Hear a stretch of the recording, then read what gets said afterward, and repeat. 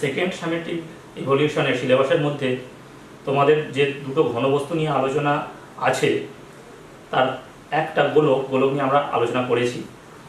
এবার তোমাদের 16তম অধ্যায়, সেখানে আছে রাইট সার্কুলার কোন অর্থাৎ লম্ব বৃত্তাকার শঙ্কু।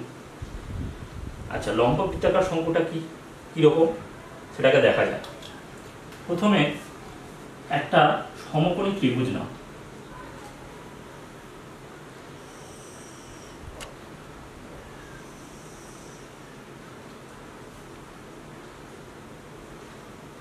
এ বি সি, এইরকম একটা ত্রিভুজ নেবে।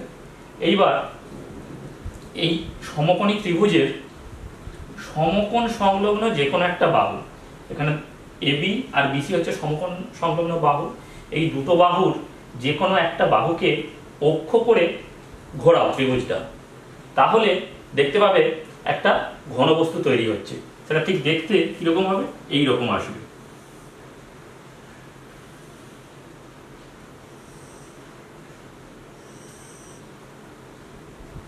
এটাকে বলা হচ্ছে লম্ব বৃত্তাকার শঙ্কু। তাহলে একটা সমকোণী ত্রিভুজের সমকোণ সংলগ্ন যে কোনো একটা বাহুকে অক্ষ করে ঘোরালে আমরা যে ঘনবস্তুটা পাবো তাকেই বলা হচ্ছে শঙ্কু, লম্ব বৃত্তাকার শঙ্কু। আচ্ছা, এখানে যে অক্ষটা সাপেক্ষে ঘোরানো হচ্ছে ত্রিভুজটাকে, সেই অক্ষটার দৈর্ঘ্যটাকে বলা হবে লম্ব বৃত্তাকার শঙ্কুর উচ্চতা। অর্থাৎ আমি যদি এই ত্রিভুজটা কল্পনা করি, তাহলে আমি যদি বিসিকে অক্ষ ধরে ঘোরাই, তাহলে বিসির দৈর্ঘ্য হবে শঙ্কুর উচ্চতা। আমি এটাকে এইচ দ্বারা প্রকাশ করলাম। তাহলে এক্ষেত্রে কিরকম হবে,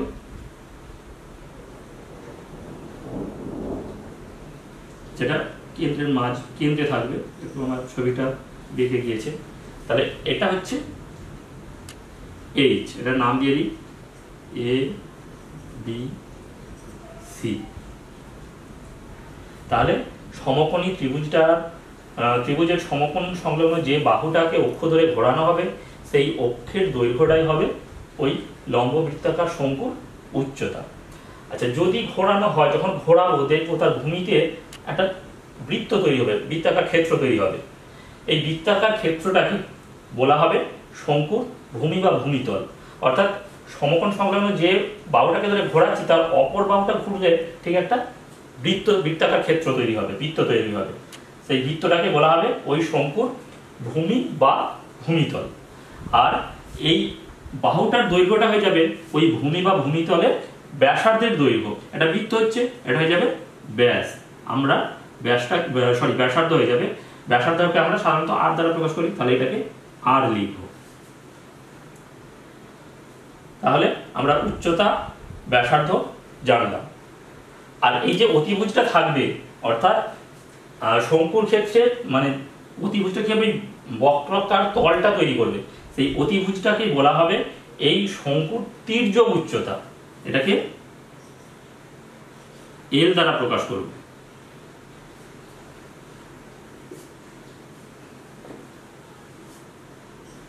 এল দ্বারা প্রকাশ করব। তাহলে আমরা কি পেলাম, শঙ্কুর লম্ব বৃত্তাকার শঙ্কুর তির্যক উচ্চতা,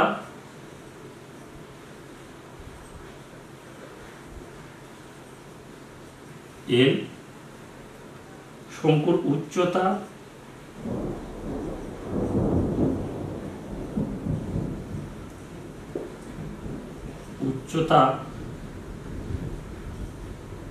আমরা পেলাম এইচ, আর ভূমি ব্যাসার্ধ আর। তাহলে শঙ্কু কি জানলাম, শঙ্কুটাকে আমরা হাতে কলমে এইভাবে তৈরি করতে পারি। এইবার শঙ্কুর উদাহরণ, অর্থাৎ তোমরা বাস্তব জীবনে দেখেছো এরকম কয়েকটা উদাহরণ ভাবো তো। আচ্ছা, আমি একটা বলি, রাজমিস্ত্রির ওলন দেখেছো, ওলনের আকৃতিটাও কিন্তু ঠিক শঙ্কুর আকৃতি। আর কি বলতো, বিয়ের যে টোপর, বিয়ের টোপরটা শঙ্কুর আকৃতি। আচ্ছা, রাজমিস্ত্রির ওলনের কথা ভাববো, সেক্ষেত্রে কিন্তু এই তলটা যেহেতু নিরেট, তাহলে এই তলটা পাবো। আর টোপরের ক্ষেত্রে এই অংশটা ফাঁকা থাকে, সেক্ষেত্রে শুধুমাত্র আমরা এই বক্রতলটা পাবো। সাধারণত শঙ্কুর আমরা তাহলে কি পাবো, দুটো তল পাবো, একটা হচ্ছে বক্রতল আর একটা সমতল, যেটা আমরা ভূমি হিসাবে পাবো।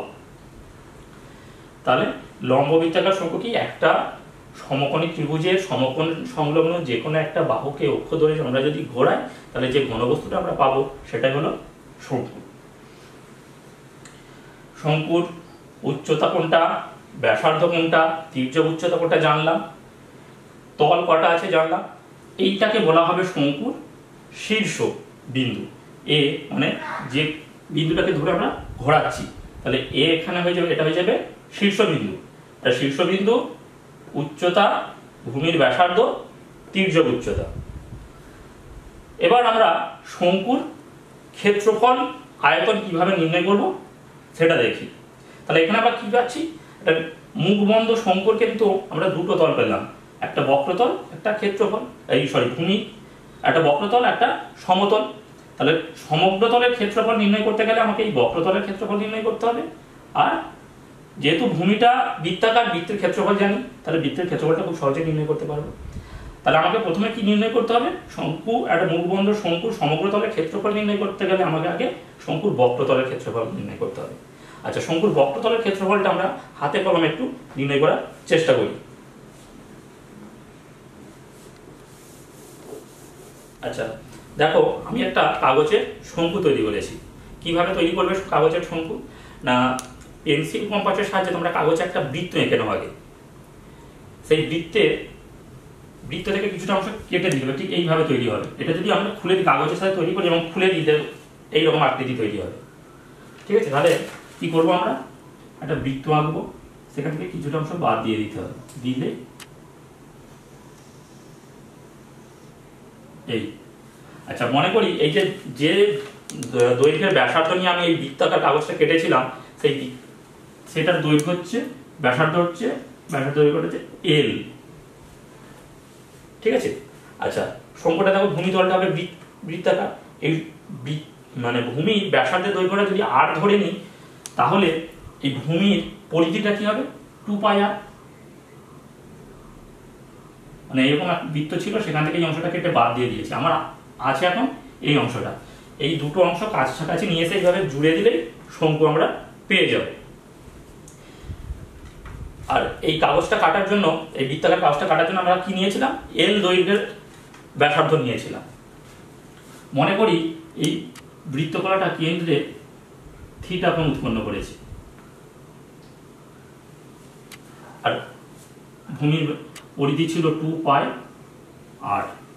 তাহলে এখন যে যতটুকু অংশ আছে বা যতটুকু কাগজ আমরা রেখেছি এই অংশের ক্ষেত্রফলটাই বা এই বৃত্তকলার ক্ষেত্রফলটাই কি হবে, আমাদের শঙ্কুর বক্রতলের ক্ষেত্রফল। তাহলে শঙ্কুর বক্রতলের ক্ষেত্রফল অবশ্যই আমরা আলোচনা করছি লম্ব বৃত্তাকার শঙ্কু নিয়ে। শঙ্কু মানে এখানে লম্ব বৃত্তাকার শঙ্কুই বুঝবে, কারণ তোমাদের সিলেবাসের মধ্যে শুধুমাত্র লম্ব বৃত্তাকার শঙ্কুটাই আছে। আমি শঙ্কু উল্লেখ করলেও এটা বুঝবি যে লম্ব বৃত্তাকার শঙ্কু। শঙ্কুর বক্রতলের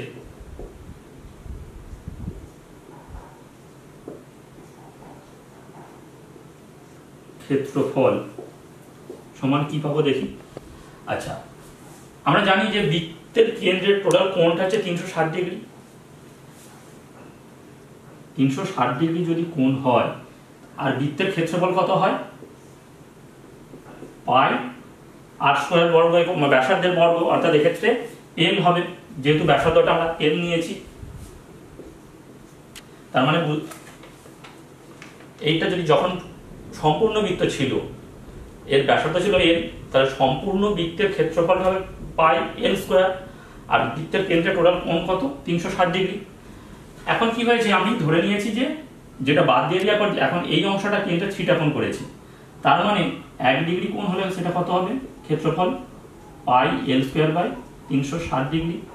আর থিটা হলে হবে theta into pi L square divided by 360 degree. বেশ।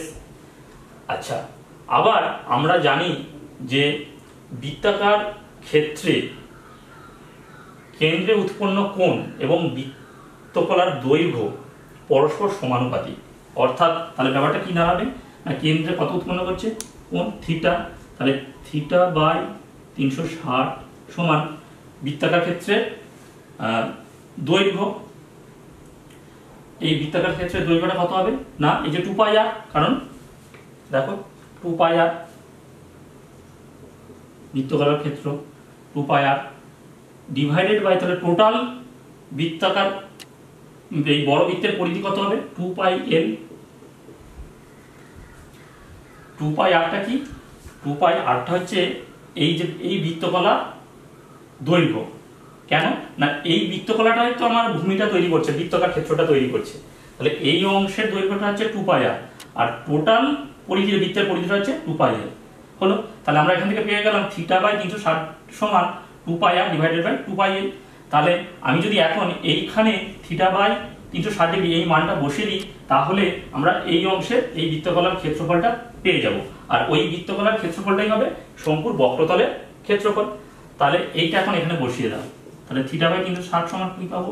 2 pi r divided by 2 pi L into pi L square.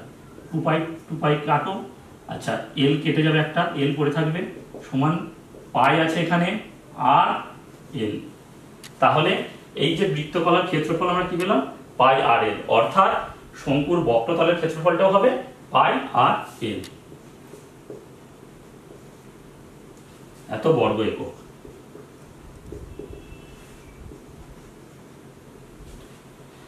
তাহলে আরেকবার বলছি, আমরা হাতে কলমে শঙ্কুর বক্রতলের ক্ষেত্রফল নির্ণয় করব কিভাবে। প্রথমে এল দৈর্ঘ্যের ব্যাসার্ধ বিশিষ্ট একটা বৃত্তাকার ক্ষেত্র এঁকেছি, সেখান থেকে কিছুটা বাদ দিয়ে একটা বৃত্তকলা তৈরি করেছি, সেই বৃত্তকলার সাহায্যে শঙ্কুটা তৈরি করেছি, এবং যে শঙ্কুটা তৈরি হয়েছে মনে করছি তার ভূমির ব্যাসার্ধের দৈর্ঘ্য আর, তাহলে ভূমির পরিধি হবে 2 পাই আর। 2 পাই আর মানে হচ্ছে এই বৃত্তকলার দৈর্ঘ্যটা। আচ্ছা, আর কি মনে করছি যে এটা কেন্দ্রে থিটা ডিগ্রি কোণ উৎপন্ন করেছে, থিটা কোণ উৎপন্ন করেছে। তাহলে 360 ডিগ্রি ক্ষেত্রফল হচ্ছে টোটাল বৃত্তের ক্ষেত্রফল, যখন সম্পূর্ণ বৃত্ত ছিল পাই এল স্কোয়ার। থিটা হলে কত হচ্ছে? এইটা হচ্ছে। আবার আমরা জানি বৃত্তাকার ক্ষেত্রে কেন্দ্রে উৎপন্ন কোণ এবং বৃত্তাকার ক্ষেত্রে দৈর্ঘ্য হচ্ছে পরস্পর সমানুপাতিক। তাহলে থিটা বাই 360 সমান 2 পাই আর বাই 2 পাই এল হবে, মানে কোণের সঙ্গে কোণ আর দৈর্ঘ্যের সঙ্গে দৈর্ঘ্য অনুপাতটা। তাহলে এই মানটা আমার দরকার। থিটা বাই 360 সমান কত?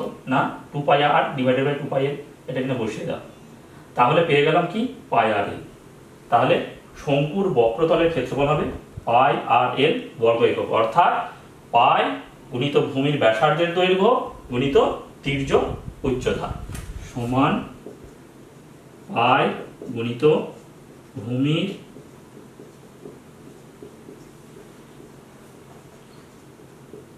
ব্যাসার্ধের দৈর্ঘ্য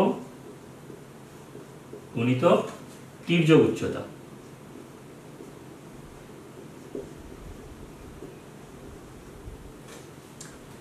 তাহলে এইভাবে আমরা লম্ববৃত্তাকার শঙ্কুর বক্রতলের ক্ষেত্রফলটা নির্ণয় করতে পারব। আচ্ছা, তাহলে শঙ্কুর সমগ্রতলের ক্ষেত্রফল কি হবে?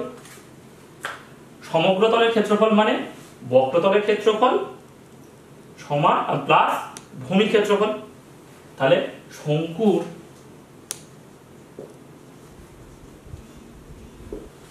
সমগ্রতলের ক্ষেত্রফল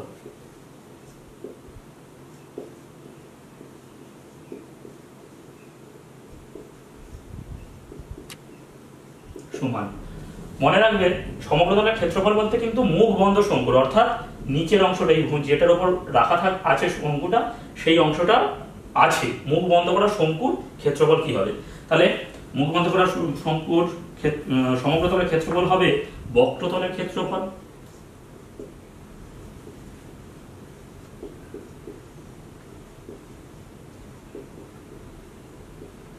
প্লাস কি হবে? ভূমির ক্ষেত্রফল।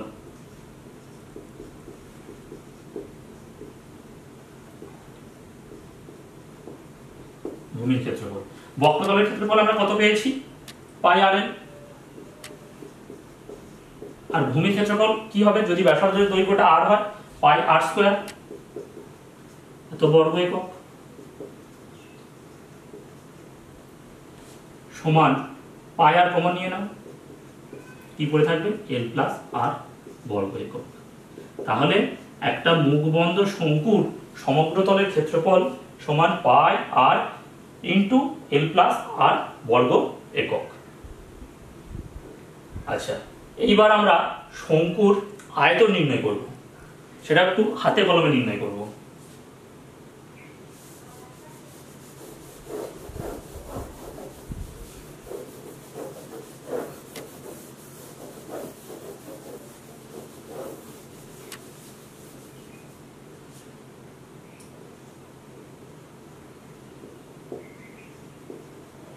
শঙ্কুর আয়তন, তাহলে আয়তন বলতে আমরা কি বুঝি না, ওই ঘনবস্তুর মধ্যে যতটুকু পদার্থ আছে তার আয়তনটা নির্ণয় করতে হবে আমাদেরকে। আচ্ছা, এখন আমরা কি করব, একই উচ্চতা এবং একই ভূমির ব্যাসার্ধ বিশিষ্ট একটা লম্ব বৃত্তাকার চোঙ নিয়ে নেব। তোমরা লম্ব বৃত্তাকার চোঙ পড়েছো, তোমাদের ফার্স্ট সামেটিভে ছিল। তাহলে লম্ব বৃত্তাকার চোঙ নিয়ে নিচ্ছি।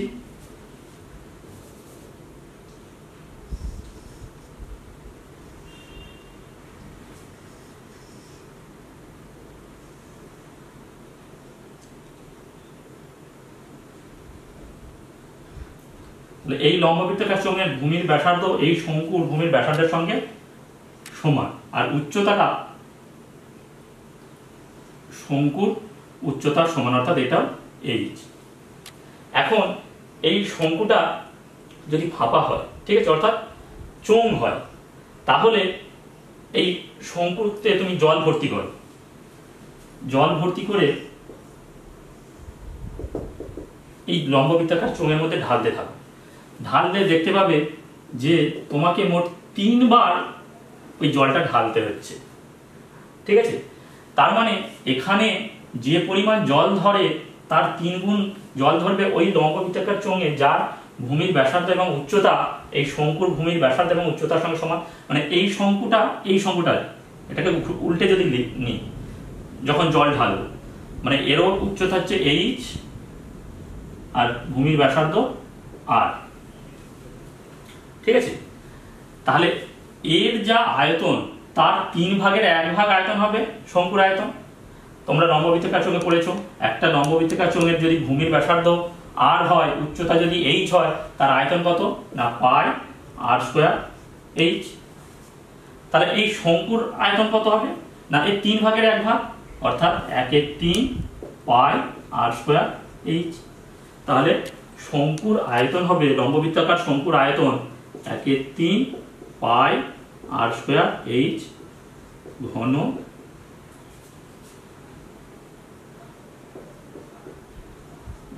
একক। যখন ক্ষেত্রফল নির্ণয় করব এককের আগে বর্গ শব্দ আসবে, যখন আয়তন নির্ণয় করব এককের আগে ঘন শব্দটা আসবে। এই ব্যাপারটা যদি একটু বুঝে নাও ভালোভাবে, এখানে দেখো দৈর্ঘ্যের মোট মাত্রা কিন্তু 3 হচ্ছে, আর এইচ দুটোই দৈর্ঘ্য, তাহলে 2 যুক্ত 1 করে 3, সেই জন্য ঘন শব্দটা আসছে।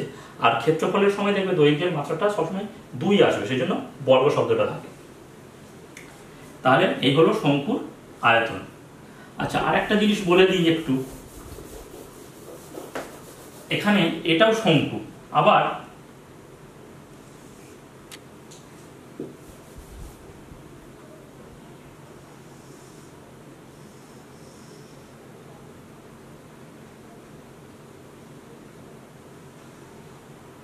এটাও শঙ্কু, ঠিক আছে, এটাও শঙ্কু, এটাও শঙ্কু, কিন্তু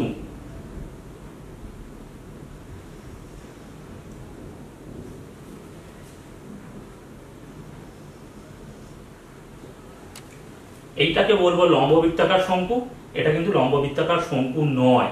কেন লম্ব বৃত্তাকার শঙ্কু নয় আর কেন এটা লম্ব বৃত্তাকার শঙ্কু?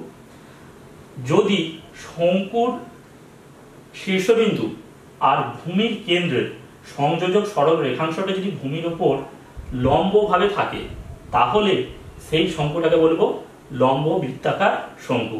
এক্ষেত্রে দেখো শীর্ষবিন্দু আর ভূমির কেন্দ্রের সংযোজক সরলরেখাটা কিন্তু ভূমির সঙ্গে সমকোণে নেই বা লম্বভাবে নেই, সেই জন্য এটা লম্ব বৃত্তাকার শঙ্কু নয়। এটা লম্ব বৃত্তাকার শঙ্কু, কিন্তু এটা লম্ব বৃত্তাকার শঙ্কু নয়, দুটোই কিন্তু শঙ্কু। ঠিক আছে, এবার শঙ্কু সংক্রান্ত কিছু সমস্যা দেখা যায়। আমরা শঙ্কুর সংক্রান্ত সমস্যাগুলো সমাধান করার আগে শঙ্কুর তির্যক উচ্চতা আর ভূমির ব্যাসার্ধের দৈর্ঘ্যের কি সম্পর্ক সেটা একটু জেনে নেব। আচ্ছা, শঙ্কু এঁকে নিই।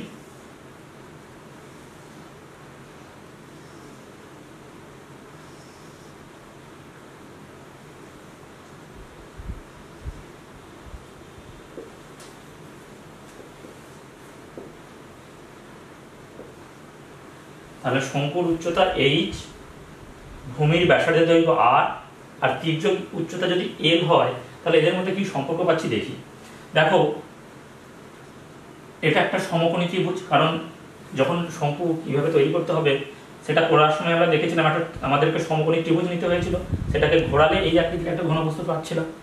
তাহলে এখন এইচ এল আর দেখো সমকোণী ত্রিভুজের ভূমি, লম্ব আর অতিভুজ। তাহলে সমকোণী ত্রিভুজের ভূমি, লম্ব আর অতিভুজের কি সম্পর্ক আমরা পিথাগোরাসের উপপাদ্য থেকে জানি। কি না, ভূমি স্কোয়ার অর্থাৎ ভূমির বর্গ প্লাস লম্বের বর্গ সমান অতিভুজের বর্গ। তাহলে আমরা কি পাবো না, এইচ স্কোয়ার প্লাস আর স্কোয়ার সমান এল স্কোয়ার। তাহলে শঙ্কুর উচ্চতা, ভূমির ব্যাসার্ধের দৈর্ঘ্য এবং তির্যক উচ্চতার মধ্যে সম্পর্ক এটাই। এখন দেখো, এখান থেকে আমরা যে কোনো দুটো দৈর্ঘ্যের মান যদি দেয়া থাকে বাকিটা নির্ণয় করতে পারবো। অর্থাৎ যদি ভূমির ব্যাসার্ধের দৈর্ঘ্য এবং তির্যক উচ্চতা দেওয়া থাকে তাহলে আমরা শঙ্কুর উচ্চতা নির্ণয় করতে পারবো।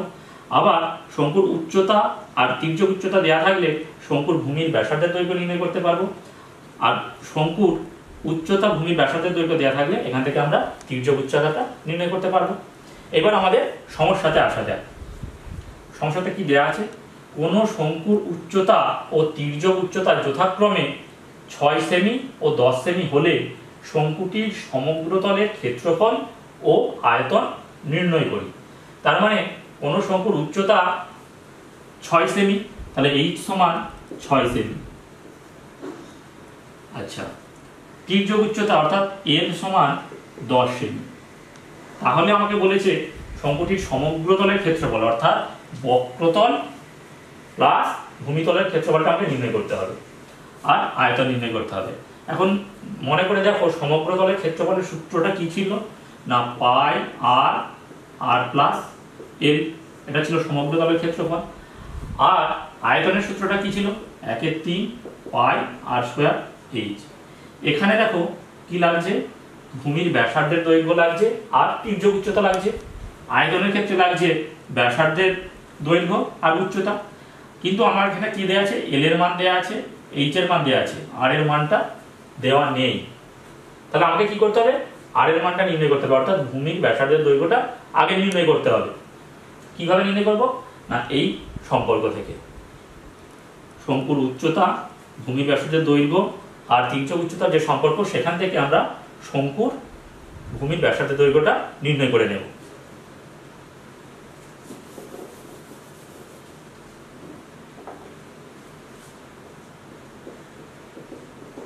তাহলে শঙ্কুটির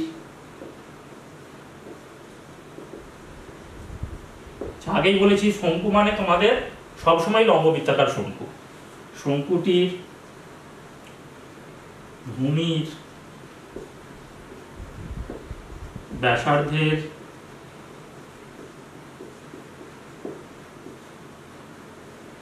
দৈর্ঘ্য সমান শঙ্কুটির ভূমির ব্যাসার্ধের দৈর্ঘ্য নির্ণয় করা মানে আমাকে এই সমকোণী ত্রিভুজটার ভূমিটা নির্ণয় করতে হবে। তাহলে ভূমি সমান কি হবে না, √ওভার অতিভুজের স্কোয়ার মাইনাস উচ্চতা স্কোয়ার অর্থাৎ এল স্কোয়ার মাইনাস এইচ স্কোয়ার। এককগুলো সব সেমিতে আছে। সমান এল এর মান কত, 10, 10 স্কোয়ার। এইচ এর মান কত, 6, 6 স্কোয়ার। সমান, তাহলে 10 এর বর্গ 100, 6 এর বর্গ 36, সমান বিয়োগ করে দাও কত পাবো, 64 পাবো, সমান 8 সেমি। তাহলে আর সমান আমরা পেয়ে গেলাম 8 সেমি। তাহলে শঙ্কুটির ভূমির ব্যাসার্ধের দৈর্ঘ্য 8 সেমি পেয়ে গেলাম। এইবার সূত্রগুলো ব্যবহার করে শঙ্কুটির সমগ্রতলের ক্ষেত্রফল এবং আয়তন খুব সহজেই নির্ণয় করতে পারবো। তাহলে প্রথমে আমরা নির্ণয় করব শঙ্কুটির সমগ্র তলের ক্ষেত্রফল।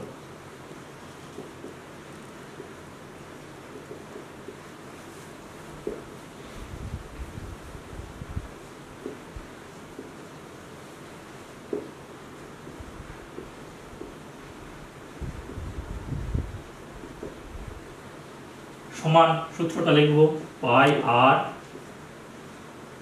আর প্লাস এল বর্গ সেমি সমান, তাহলে পাই 22/7 8 গুণিত আর এর মান 8 আর এল এর মান 10 এত বর্গ সেমি সমান 22/7 গুণিত 8 গুণিত 18 তো বর্গ সেমি।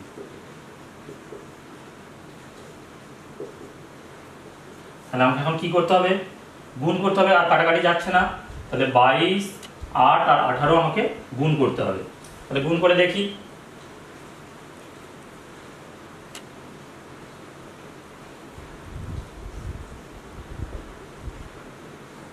এটাকে আবার 18 দিয়ে গুণ করো,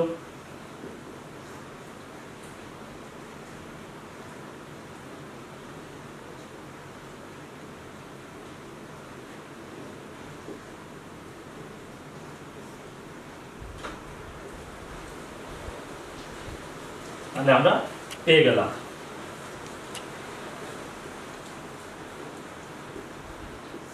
7 বর্গ সেমি। এবার কি করব, অপ্রকৃত ভগ্নাংশ এসেছে, তাহলে আমাকে কি করতে হবে, এটা মিশ্র ভগ্নাংশ তৈরি করব। তাহলে এটাকে 7 দিয়ে ভাগ করে রাখুন, 7 4 7 28 5 7 35 14 4। তাহলে যদি মিশ্র ভগ্নাংশ তৈরি করি আমরা কত পাবো, 452 পূর্ণ 4 7 বর্গ সেমি। এটা আমরা কি পেলাম, শঙ্কুটি সমগ্র তলের ক্ষেত্রফল। এইবার আমরা নির্ণয় করব শঙ্কুটি আয়তন। তাহলে একটা উত্তর আমরা পেয়ে গেলাম, এটা একটা উত্তর।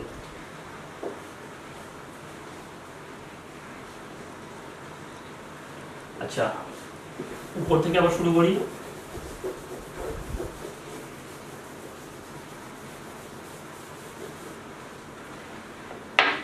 এবার আমরা নির্ণয় করব শঙ্কুটির আয়তন।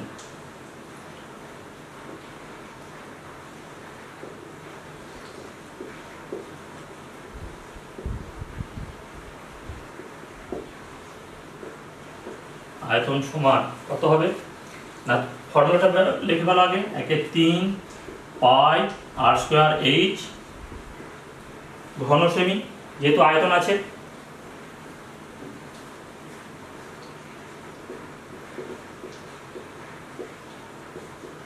সমান, মানগুলো এবার বসাবো, 1/3 পায়ের মান বসাবো 22/7, আর এর মান পেয়েছিলাম 8 8 স্কয়ার গুণিত এইচ, এইচ সমান কত 6 সমান 1/3 22/7 গুণিত 6 ঘন সেমি। এবার দেখো এখানে কাটাকাটি যাবে, 3 দিয়ে 6 কাটো 2, তাহলে আমাকে এখন 22 গুণিত 8 গুণিত 8 গুণিত 2 ডিভাইডেড বাই 7, এটা নির্ণয় করতে হবে। তাহলে আবার পরে ভালো,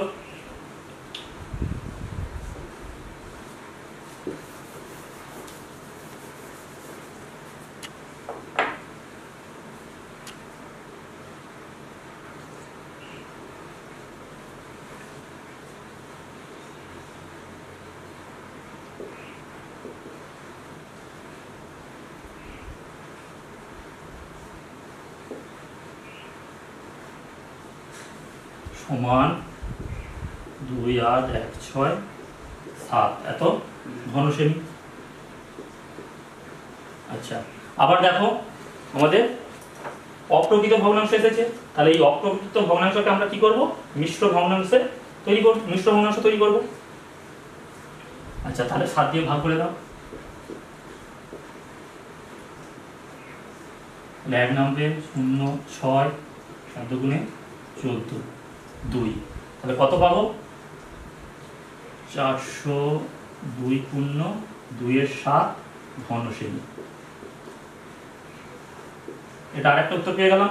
তাহলে আমাদেরকে এখন কি করতে হবে না, আমরা শেষে অতএব বলে লিখে দেবো যে শঙ্কুটির সমগ্র তলের ক্ষেত্রফল এত বর্গ সেমি ও আয়তন এত ঘন সেমি। কমপ্লিট হবে। আমরা লম্ববৃত্তাকার শঙ্কুর আরেকটা সমস্যা দেখে নিই।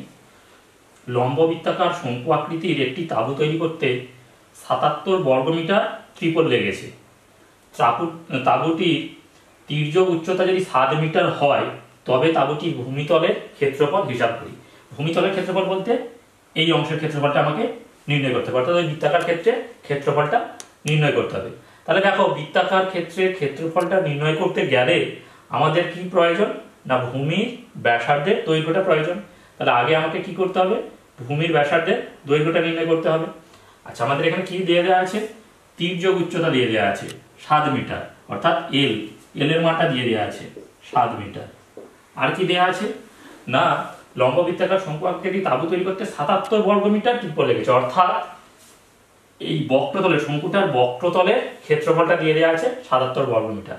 তাহলে শঙ্কুর বক্রতলের ক্ষেত্রফলের সূত্রটা আমরা জানি কি না, পাই আর এল। পাই আর এল। তাহলে এল এর মানটা আমাদের জানা দিয়ে দেওয়া আছে প্রশ্নে, কিন্তু আর এর মানটা অজানা।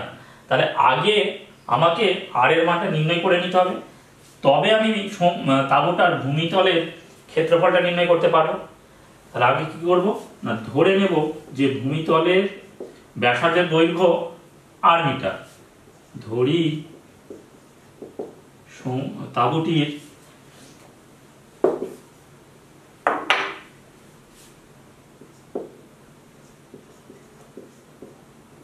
তাঁবুটির ভূমির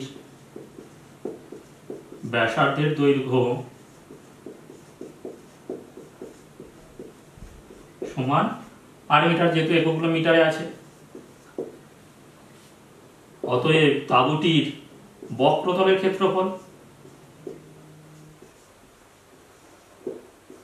ক্ষেত্রফল সমান কি হবে, পাই আর এল। পাই আর এল বর্গমিটার। এখানে মানগুলো বসিয়ে দাও। পায়ের মান 22 এর 7, আর এর মান অজানা, এল এর মান 7 বর্গমিটার। এবার প্রশ্নানুসারে বা শর্তানুসারে আমরা লিখব।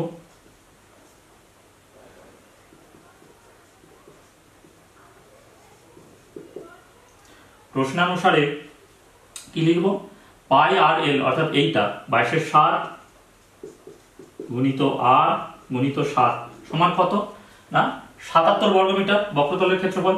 তাঁবু তৈরি করতে অতটা ত্রিভুজ লেগেছে, মানে কি ত্রিভুজটা থাকবে বক্রতলে, তাহলে 77 বা আর সমান 77 নিচে 7 গুণিত 22, 22 এর 7 এর 7 উপরে চলে আসবে, 7 7 11 দিয়ে কাটো 2, এটা হবে 7 সমান 7 এর 2। তাহলে তাঁবুটার ভূমিতলের ব্যাসার্ধের দৈর্ঘ্য পেলাম 7 এর 2 মিটার। অতএব ভূমির ব্যাসার্ধের দৈর্ঘ্য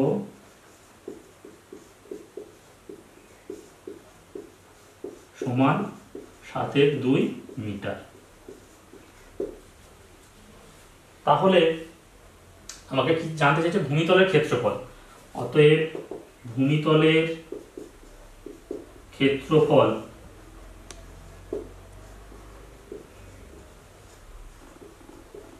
সমান, ভূমিতল শঙ্কুর ভূমিতল বৃত্তাকার হয়, তার মানে আমাকে বৃত্তের ক্ষেত্রফল নির্ণয় করতে হবে। বৃত্তের ক্ষেত্রফল নির্ণয়ের সূত্র কি, পাই আর স্কয়ার, এককটা হবে বর্গমিটার। আর এর মান তো আমরা আগেই পেয়ে গিয়েছি, পায়ের মান বসাও 22 এর 7, আর এর স্কয়ার মানে 7 এর 2 এর স্কয়ার, অর্থাৎ সেটাকে দুবার লিখতে পারি বর্গমিটার। 7 7 কাটো, 2 2 22 কে কাটো 2 দিয়ে, তাহলে 11 হবে। আমার কি করে রইল, 11 গুণিত 7 নিচে 2 সমান 77 এর 2 সমান, ভাগ করে দাও 2 দিয়ে, 3 দুগুণে 6, 1 8 দুগুণে 16, 1.5, এত বর্গমিটার।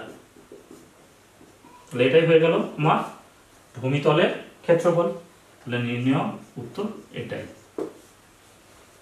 তাহলে আরেকবার বলে দিই, লম্ব বৃত্তাকার শঙ্কু আকৃতির একটি তাঁবু তৈরি করতে 77 বর্গমিটার ত্রিপল লেগেছে। তাঁবুটির তীর্যক উচ্চতা যদি 7 মিটার হয় তবে তাঁবুটির ভূমিতলের ক্ষেত্রফল হিসাব করি। এখানে 77 বর্গমিটার ত্রিপল যেটা লেগেছে, তাঁবু তোমরা দেখে থাকবে তাঁবুর আকৃতিটা শঙ্কু আকৃতির হয়। তাহলে যে ত্রিপল সেটা শঙ্কুর ভূমিতলটা বক্রতলটা বক্রাকার আকারে যে তলটা থাকে সেখানে থাকবে তাঁবুটা। তার মানে এই 77 বর্গমিটারটা হচ্ছে শঙ্কুর বক্রতলের ক্ষেত্রফল। তাহলে শঙ্কুর বক্রতলের ক্ষেত্রফল নির্ণয় করতে গেলে আমাদের দরকার ভূমির ব্যাসার্ধের দৈর্ঘ্য আর তির্যক উচ্চতা। তির্যক উচ্চতাটা প্রশ্নে দেয়া আছে কিন্তু ব্যাসার্ধ দৈর্ঘ্যটা দেয়া নেই, সেজন্য আমরা কি করলাম, তাঁবুটির ভূমির ব্যাসার্ধের দৈর্ঘ্য আর ধরে নিলাম। এবার সূত্র প্রয়োগ করলাম, পাই আর এর মানগুলো বসালাম। তাহলে এইটার সমান কি হবে, যেটা দেয়া আছে 77, এবার এখান থেকে আর এর মান নির্ণয় করলাম। তারপরে ভূমিতলের ক্ষেত্রফল, ভূমি কি হয় শঙ্কুর বৃত্তাকার, তাহলে বৃত্তের ক্ষেত্রফল পাই আর স্কয়ার, আর এর মানটা 7 পেয়েছি, বসিয়ে দিলাম, পেয়ে গেলাম ভূমিতলের ক্ষেত্রফল 38.5 বর্গমিটার। আচ্ছা, আমরা আরেকটা সমস্যা দেখে নিই। লম্ব বৃত্তাকার শঙ্কু আকৃতির একটি তাঁবুতে 11 জন লোক থাকতে পারে। প্রত্যেক লোকের জন্য ভূমিতে 4 বর্গমিটার জায়গা লাগে এবং 20 ঘনমিটার বাতাসের প্রয়োজন। ঠিক এই 11 জন লোকের জন্য নির্মিত তাঁবুর উচ্চতা নির্ণয় করি। অর্থাৎ এখানে বলে দেওয়া হয়েছে যে মনে করো এটা একটা তাঁবু, এখানে 11 জন লোক থাকতে পারবে এবং প্রত্যেকের জন্য ভূমিতে 4 বর্গমিটার করে জায়গা প্রয়োজন হয়। আর যে বাতাসটা আছে সেখানে 20 ঘনমিটার বাতাসের প্রয়োজন হয় প্রত্যেকের জন্য। অর্থাৎ একজনের জন্য 4 মিটার ভূমিতে জায়গা লাগবে আর 20 ঘনমিটার বাতাসের প্রয়োজন হবে। তাহলে ওই 11 জন লোকের জন্য ঠিক যে তাঁবুটা নির্মিত করা হবে তার উচ্চতা আমাকে কতটা করতে হবে, অর্থাৎ 11 জন যে ভেতরে থাকবে তাদের যে বাতাসের প্রয়োজন, আমাকে তাঁবুটা সেইভাবে তৈরি করতে হবে যাতে 11 জনের জন্য পর্যাপ্ত পরিমাণ বায়ুটা থাকে বা বাতাসটা থাকে। আচ্ছা, তাহলে সমস্যাটা আমরা সমাধান করব কিভাবে? দেখো এখানে কোনো কিছুই তাঁবুটার উচ্চতাও বলে দেওয়া নেই, উচ্চতাটা তো নির্ণয় করতে হবে, তির্যক উচ্চতাটাও বলে দেওয়া নেই, আর ভূমির ব্যাসার্ধের দৈর্ঘ্যটাও বলে দেওয়া নেই। যদি আমি তাঁবুটার তির্যক উচ্চতা আর ভূমির ব্যাসার্ধের দৈর্ঘ্য জানতাম তাহলে খুব সহজে কিন্তু উচ্চতাটা নির্ণয় করতে পারতাম। সেই সুবিধাটা এখানে নেই। তাহলে আমরা সমাধানটা করব কিভাবে? না, আমরা প্রথমে ধরে নেব যে ওই তাঁবুর ভূমির ব্যাসার্ধের দৈর্ঘ্যটা, এবং সেখান থেকে আস্তে আস্তে আগাবো, শেষে গিয়ে আমরা উচ্চতাটা নির্ণয় করব। তাহলে মনে করি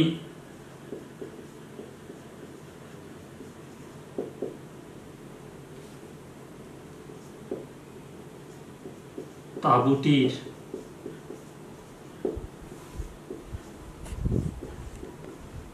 ভূমির ব্যাসার্ধের দৈর্ঘ্য সমান আর মিটার এবং উচ্চতা সমান h মিটার। আচ্ছা, প্রথমে দেখো বলেছে 11 জন লোকের জন্য প্রত্যেকের জন্য 4 বর্গমিটার জায়গা লাগে। তাহলে এখান থেকে আমরা ভূমির ক্ষেত্রফলটা নির্ণয় করতে পারবো। ভূমির ক্ষেত্রফলটা কি হবে? তাহলে একজনের জন্য যদি 4 বর্গমিটার লাগে, 11 জনের জন্য কত লাগবে? 44 বর্গমিটার। আবার ভূমিটা বৃত্তাকার, তাহলে বৃত্তের ক্ষেত্রফল আমরা জানি পাই আর স্কয়ার। তাহলে প্রশ্নানুসারে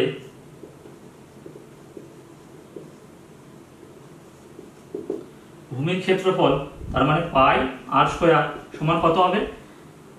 একজনের জন্য লাগে 4 বর্গমিটার, 11 জনের জন্য 4 গুণিত 11 বর্গমিটার, বা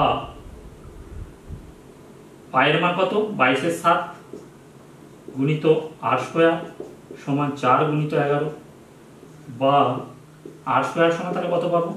4 গুণিত 11 গুণিত 7, 22, 2 দিয়ে কাটো, সমান 14। তাহলে আর এর বর্গ বা আর স্কয়ার সমান পেয়ে গেলাম 14। আচ্ছা, এবার কি করব? এবার ঘনমিটার আছে, তাহলে এবার আমাদেরকে আয়তনের দিক যেতে হবে। তাহলে একজনের জন্য 20 ঘনমিটার বাতাসের প্রয়োজন হয়, 11 জনের জন্য কত হবে? 20 গুণিত 11 ঘনমিটার। এবার আমরা শঙ্কুর আয়তনের যে সূত্রটা আছে সেটা ব্যবহার করব। তাহলে শঙ্কুটির আয়তন বা তাবুটি দেখো, যেহেতু প্রশ্নে তাবু বলে দেওয়া আছে, লম্ব বৃত্তাকার শঙ্কু আকৃতির তাবু, তাহলে তাবুটির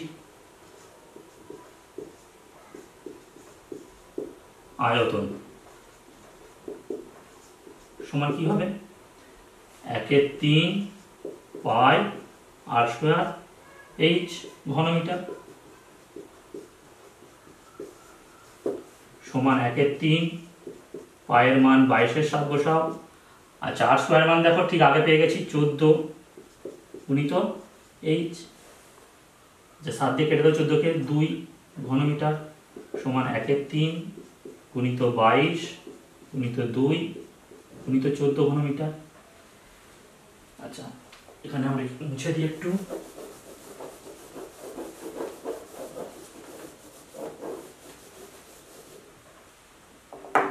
তাহলে আবার লিখব প্রশ্নানুসারে বা শর্তানুসারে। প্রশ্নানুসারে আবার কি দেওয়া ছিল প্রশ্নে? যে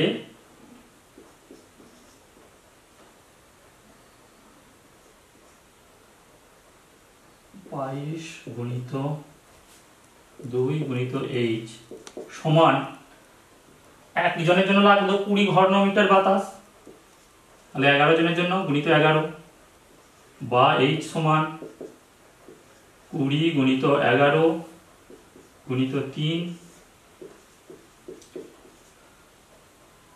11 দিয়ে কাটো 2, 10, 2 দিয়ে কাটো 5 সমান 15 এত মিটার। তাহলে আমরা কি পেলাম? এইচ সমান পেলাম 15 মিটার। এইচটা কি ধরে রেখেছিলাম? তাঁবুটির উচ্চতা। আর আমাদেরকে প্রশ্নে জিজ্ঞাসা করেছিল যে তাঁবুটির উচ্চতা কত হবে। তাহলে আমরা এখন লিখব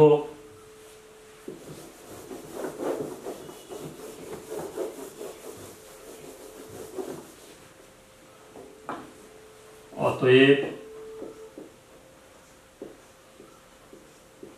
তাঁবুটির উচ্চতা 15 মিটার হবে। এই হয়ে গেল উত্তর। তাহলে আরেকবার বলে দিই সমস্যাটা কিভাবে করলাম। না, বলে দেওয়া ছিল প্রশ্নে 11 জনের জন্য একটি তাঁবু নির্মাণ করা হচ্ছে, যেখানে প্রত্যেকের জন্য ভূমিতে 4 বর্গমিটার জায়গার প্রয়োজন হয় এবং প্রত্যেকের জন্য 20 ঘনমিটার বাতাসের প্রয়োজন হয়। তাহলে ঠিক 11 জন থাকতে পারবে এইরকম একটা তাঁবুর উচ্চতা কত হবে? তাহলে 4 বর্গমিটার করে জায়গা লাগে একজনের, 11 জনের কত লাগবে? 11 গুণিত 4 44 বর্গমিটার। তাহলে ভূমির ক্ষেত্রফল আমরা যদি ব্যাসার্ধ দৈর্ঘ্যটা ধরে নিই, সেখান থেকে আর এর মান পেয়ে যাবো। সেই জন্য প্রথমে কি করেছিলাম, আমরা ভূমির ব্যাসার্ধের দৈর্ঘ্য আর শঙ্কুটির উচ্চতা ধরে নিয়েছিলাম। তাহলে তারপরে ভূমির ক্ষেত্রফল পাই আর স্কয়ার সমান 4 গুণিত 11 করে আর এর মানটা নির্ণয় করেছি, আর স্কয়ারের মান নির্ণয় করেছি। আর স্কয়ার সমান কত পেয়েছিলাম? 14। তারপর কি করেছি? আয়তন, অর্থাৎ 20 ঘনমিটার বাতাসের প্রয়োজন একজনের, তাহলে 11 জনের যে পরিমাণ বাতাস প্রয়োজন হবে সেটাই শঙ্কুর আয়তন হবে। সেই জন্য শঙ্কুর আয়তনটা নির্ণয় করেছি 1/3 পাই আর স্কয়ার এইচ। এই সূত্রের সাহায্যে আমরা আর স্কয়ারের মান বসিয়েছি পায়ের মান 22-এর 7 ধরে নিয়ে। সেখান থেকে সেটা সমান কি করেছি না, একজনের জন্য প্রয়োজন হচ্ছে 20 ঘনমিটার বাতাস, 11 জনের জন্য কত হবে? 20 গুণিত 11 ঘনমিটার। সেখান থেকে আমরা এইচ এর মানটা নির্ণয় করে নিলাম। এইচ এর মান কত পেলাম? 15 মিটার। এইচটা কি ছিল? শঙ্কুর উচ্চতা, অর্থাৎ আমাদের তাঁবুর উচ্চতা। তাহলে তাঁবুটির উচ্চতা হবে 15 মিটার। শঙ্কুর আরো কয়েকটা সমস্যা আমরা দেখে নিই। একটি লম্ব বৃত্তাকার শঙ্কুর তির্যক উচ্চতা 15 সেমি এবং ভূমিতলের ব্যাসের দৈর্ঘ্য 16 সেমি হলে শঙ্কুটির পার্শ্বতলের ক্ষেত্রফল নির্ণয় করি। আচ্ছা, পার্শ্বতলের ক্ষেত্রফলের সূত্র কি? পাই আর এল, অর্থাৎ আরটা কি? ভূমির ব্যাসার্ধের দৈর্ঘ্য, এলটা কি? শঙ্কুর তির্যক উচ্চতা। এখানে আমার দেয়া আছে তির্যক উচ্চতা 15 সেমি, অর্থাৎ এল এর মান আমার জানা। তাহলে এটা যদি আমি শঙ্কুর ছবিটা আঁকি, তাহলে এল সমান 15 সেমি, এটা আমার জানা।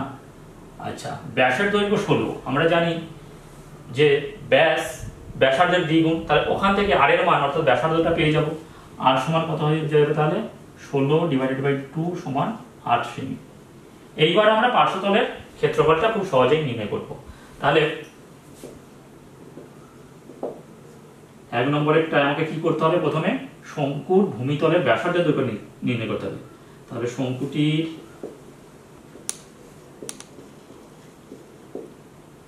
ভূমিতলের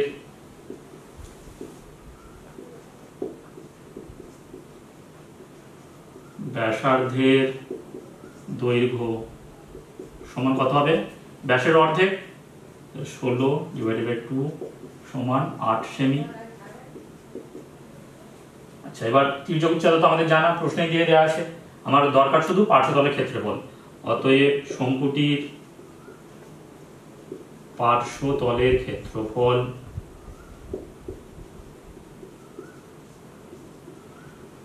সমান কি, পাই আর এল বর্গ সেমি সমান 22/7। আচ্ছা, এখানে আমরা 22/7 পরে বসিয়ে দিয়ে হিসাব করতে পারবো যে কত হবে। পায়ের মানটা আমরা যদি পাই রাখি, পাই গুণিত আর হচ্ছে 8 গুণিত 15 এত বর্গ সেমি সমান 15 8 গুণ করো, 5 40 শূন্য থেকে 4, তাহলে 120 পাই এত বর্গ সেমি। এবার এরপরে পায়ের মান বসিয়ে দিয়ে আরও মানটাকে ভেঙে নিতে পারি, এটাও উত্তর হতে পারে। তাহলে এটা একটা উত্তর হয়ে গেল প্রথমের অঙ্কটা। এবার দেখো 2 নম্বরেরটা। 2 নম্বরে কি বলেছে, একটি শঙ্কুর ব্যাসার্ধের দৈর্ঘ্য এবং উচ্চতার দ্বিগুণ হলে শঙ্কুটির আয়তন পূর্বের শঙ্কুর আয়তনের কত গুণ হবে হিসাব করে লিখি। তাহলে আমাকে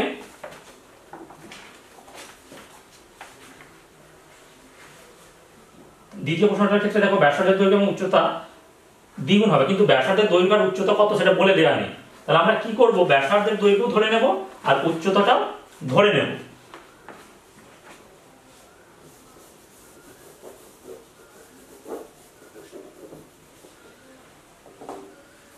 দুই নম্বর, তাহলে লিখব ধরি শঙ্কুর ভূমিতলের ব্যাসার্ধের দৈর্ঘ্য সমান আর একক, কারণ এখানে কোনো একক বলে দেওয়া নেই, শুধু একক লিখব, এবং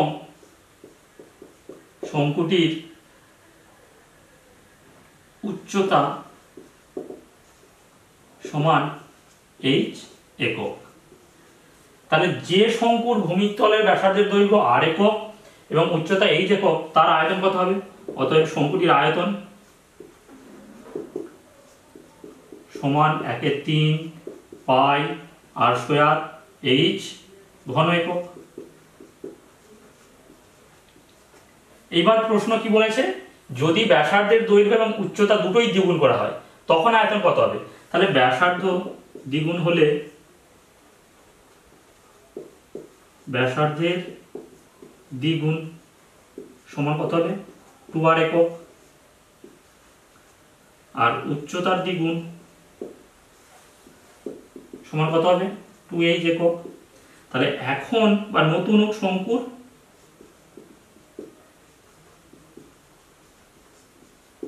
আয়তন,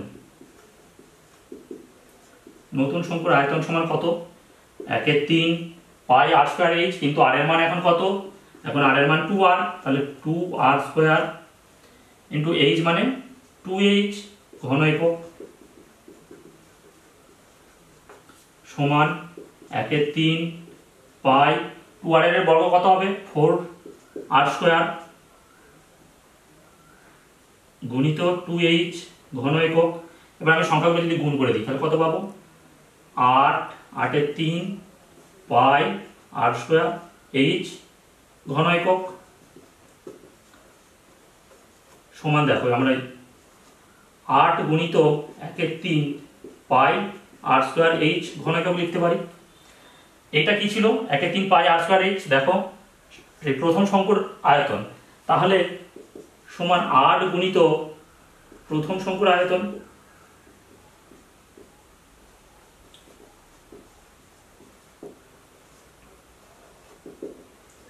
এবার দেখো আমাদের উত্তরটা এসে গেছে। আমাদের কি জানতে চেয়েছিল যে পূর্বের শঙ্কুর আয়তনের কত গুণ হবে। তাহলে পূর্বের শঙ্কুর আয়তনের কত গুণ হচ্ছে 8 গুণ। তাহলে আমাদের উত্তর হবে পূর্বের শঙ্কুর আয়তনের 8 গুণ হবে। তাহলে এই হলো শঙ্কু সংক্রান্ত কিছু সমস্যা, যার সমাধান। এইবার তোমরা কি করবে, এই ধরনের সমস্যা তোমরা আরো পাবে, সেগুলো তো করবে। আর তোমাদের পাঠ্য বইয়ে এটা 16তম অধ্যায়ের কোষে দেখিতে যে সমস্যাগুলো আছে এখানে আলোচনা করলাম, শঙ্কুর ক্ষেত্রফল, আয়তন নির্ণয়ের ফর্মুলাগুলো এবং কিছু সমস্যার সমাধান। তো এবার তোমাদেরকে কি করতে হবে, পাঠ্য বইয়ের কোষে দেখির সমস্যাগুলো তোমরা এবার নিজেরা চেষ্টা করবে। কিছু সমস্যা এখানে করে দেওয়া হলো, এগুলো সমস্তই তোমাদের পাঠ্য বইয়ের কোষে দেখির সমস্যা। আশা করি পারবে তোমরা।